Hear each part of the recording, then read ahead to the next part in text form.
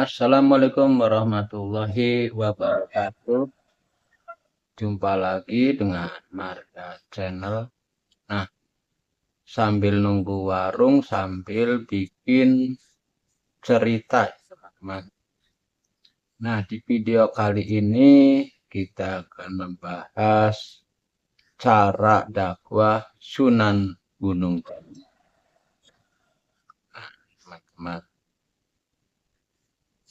Sunan Gunung Jati sesuai tugasnya sebagai guru agama Islam yang kemudian anggota wali.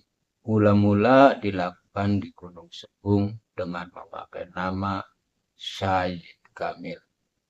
Atas bantuan Haji Abdullah Imam alias Pangeran Cakrabuana, Kuwu Caruban, Sunan Gunung Jati membuka pondok dan mengajarkan agama Islam kepada penduduk sekitarnya. Dari namanya disebut Maulana Jati atau Syekh Jati. Salah satu strategi dakwah yang dilakukan Sunan Gunung Jati dalam memperkuat kedudukan sekaligus memperluas hubungan dengan tokoh-tokoh berpengaruh di Cirebon adalah melalui pernikahan, sebagaimana hal itu telah dicontohkan oleh Nabi Muhammad SAW dan para sahabatnya. Dalam Babada Tanah Sunda, Sunan Gunung Jati menikahi tidak kurang dari 6 perempuan sebagai istrinya. Dikisahkan Sunan Gunung Jati menikah pertama kali dengan Nyai Babadan, putri Ki Gedeng Babadan, yang membuat pengaruhnya meluas dari Gunung Sembung hingga wilayah Babadan. Namun, sebelum dikaruniai anak, Nyai Babadan dikisahkan meninggal dunia. Tak hanya itu, Sunan Gunung Jati dikisahkan menikahi pula seorang perempuan Cina bernama Ong Tin, yang menurut legenda adalah putri kaisar Cina dari dinasti Ming bernama Ong Qi.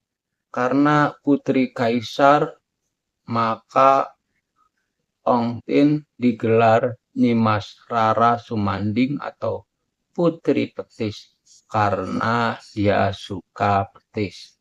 Hasil pernikahan dengan Putri Ong Tin, Sunan Gunung Jati dikaruniai seorang putra, tetapi meninggal sewaktu masih bayi. Tak lama setelah kematian bayinya, Putri Ong Tin juga meninggal dunia. Nah, istri Sunan Gunung Jati lainnya adalah Nyai Tapasari dan Nyimas Rara Kerta.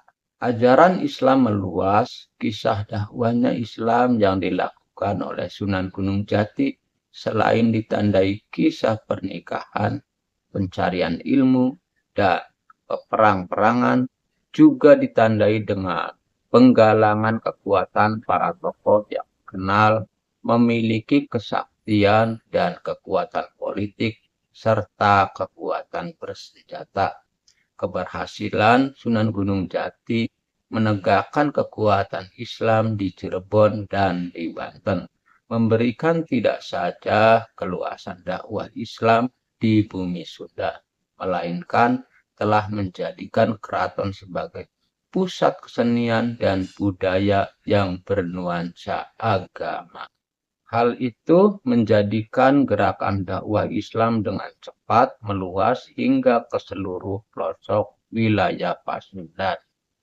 Nah, demikianlah melalui Keraton Cirebon dan Banten, berbagai gerakan dakwah melalui kembangan seni dan budaya secara persuasif dan sistematis, di mana unsur-unsur Hindu-Buddha lama tidak dihilangkan, melainkan dihidupkan dengan harmonis dengan ajaran Islam, yang menjadikan Islam dianut oleh hampir seluruh penduduk bumi Pasundan. Itulah penjelasan